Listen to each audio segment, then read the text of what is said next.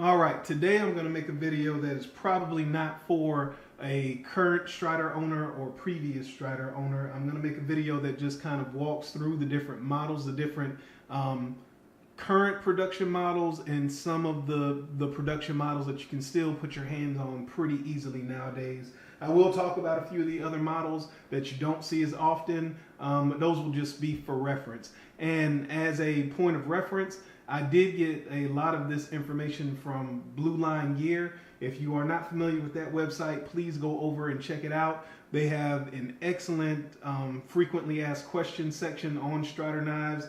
Anything you could want to know, it's all there in writing and you can pull it up at your leisure. Brian, who owns Blue Line Gear, he also sells a lot of Strider equipment. He's always at Blade. He's right next to the Strider booth. If you get a chance, please stop by. It's a great booth to see. He has lots of gear. And like I said, he's right next to Strider. So those are definitely two stops that I make every year when I go to Blade. So I'm going to go ahead and get started. I'm going to talk about this knife here just as an example of the blade shape of one of the models I don't have. And this Paramilitary 2 is just here for size reference. So if you have not handled one of these knives, you can kind of see exactly the dimensions of the knife and kind of get a point of reference, because I know Paramilitary 2 is something that lots of people either own or have handled. So I'm going to start from smallest to largest, from left to right.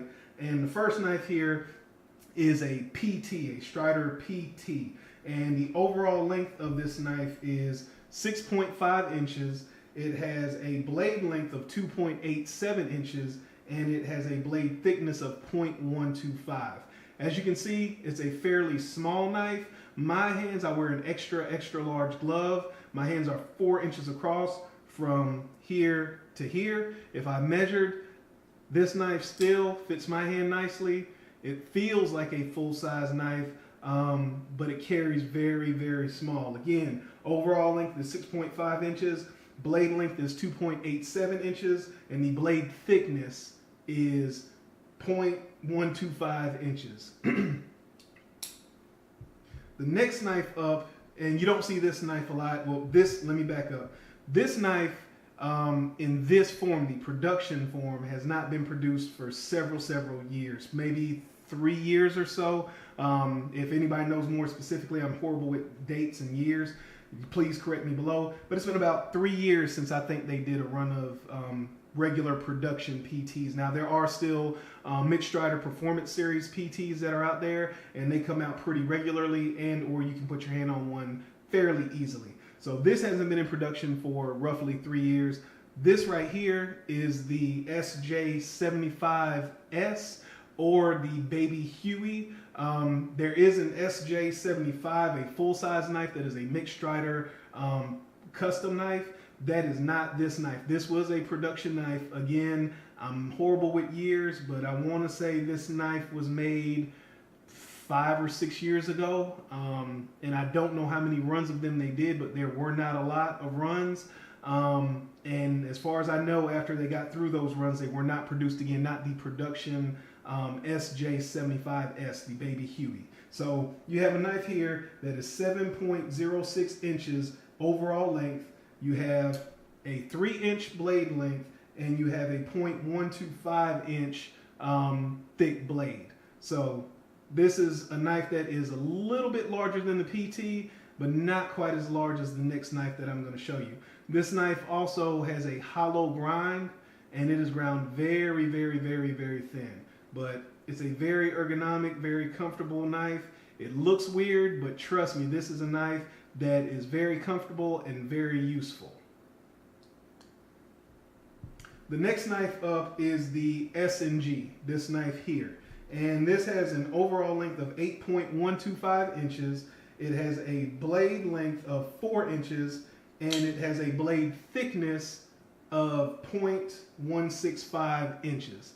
This knife is one of the more common knives that you see posted online, or you hear people talking about. This is a bread and butter product for the consumer. You usually see either SNGs or SMFs. This knife here, it's a little bit larger than the Baby Huey, but it's not a huge knife. It's a very medium-sized, purpose-built, utility type blade. Very well-rounded knife. I like this knife. I'm not really going to get into my opinion. This is going to be just about the facts of the different knives, but this would be kind of middle of the road size wise. The next knife up is the SMF, and this knife is overall 9 inches long. It has a blade length of 4.4 inches, so it's a little bit longer than your S&G, and it has a blade thickness of 0.187 inches, so it's a little bit thicker as well. This is going to be a little bit larger, heavier, and beefier than the S&G. So this is a larger knife. The next knives that I'm going to talk about, I do not actually have here with me. However, I will talk about them. Sometimes you see these knives come up, but they're not a knife that is out there and you see every single day. The next knife size up goes by 2 different model names, the AR and the GB. The AR and the GB are 9.44 inches in length, so they're a little bit longer than an SMF. They have a 4.63 inch blade, so it's about 0.2 inches, about 1/4 of an inch longer in blade, and it has a 0.187 inch thick blade. So the blade thickness is the same, but it's yet another step up, a little bit more beefy, a little bit more heavy duty. The AR is a knife that looks similar to this, but like I said, it's a little bit larger, and it has a blade shape more like this knife here, which this is a Strider SA fixed blade, but it has a blade shape more like this, and it's in a folding model that's a little bit larger than this SMF. The GB is a Tonto version of the same knife, and again, it's a little bit larger than the SMF, but it has a Tonto shaped blade. The final knife that I'm going to talk about is the S&G XL, which again, I do not have here with me. It is 9.94 inches in overall length, so it's the largest out of the knives that I'm going to talk about today, at almost 10 inches in overall length. It has a blade length of 4.9 inches, so the blade is almost 5 inches, and the thickness of the steel is 0.187 inches thick, so it's about the thickness of this. Again, the S&G XL, it looks like an SMF, however, it's even larger than the AR or the GBR, and the blade has a recurve right here. I did own one of those knives, however, I ended up selling it because I couldn't sharpen the recurve, as bad as that is to say. Not that that's the reason that I would sell it today. I probably would just send it in to get it sharpened, or I would probably just try to take my time and sharpen it myself. But the the S&G XL is definitely a very large knife that is very stout and pretty rarely seen. You don't really see a lot of S&G XLs anymore. Now I'm going to put the Paramilitary 2 next to each one of these knives, just so you can kind of get a feel for the size comparison. So this is the Paramilitary 2 next to the PT. This is the Paramilitary 2 next to the SJ75S, or the Baby Huey. This is the Paramilitary 2 next to the S&G. You can see they're pretty close in size. And this is the Paramilitary 2 next to the SMF. So I'll now open them and kind of show them to you. Open. So that's the S&G and the Paramilitary 2. This is the S&G and the Paramilitary 2.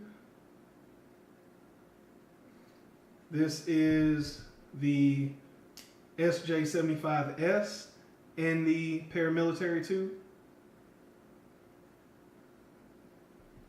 And this is the PT and the Paramilitary 2. So you can see quite a size difference there. Let me move this knife out of the way. Let's pull in focus. There you go. That's better.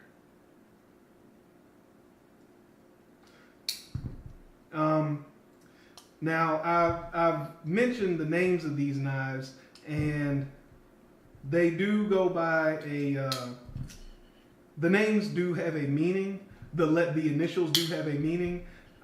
They're named after various and assorted things. Again, you can read about that a little bit over at Blue Line Gear in the frequently asked questions section. However, typically the meaning of those initials are not released to the public. There's not known, and if you do know, it's typical for you not to really speak on the meaning of the initials. So I won't get into any of that. I'm not telling you I know all of the initials meanings, but I do know a few of them, a couple of them, but I'm not going to get into that. I just wanted to cover the basic models today, the sizes today. For those of you that have not handled a Strider and you may be looking at them, you may want to kind of know exactly what the different sizes are, a little bit more about them. I will do another video where I talk about the blade finishes and the blade grinds.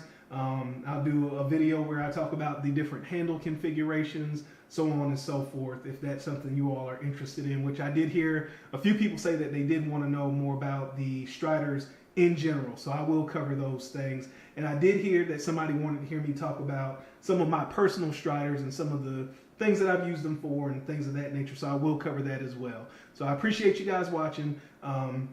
Catch you in the next video. Thank you.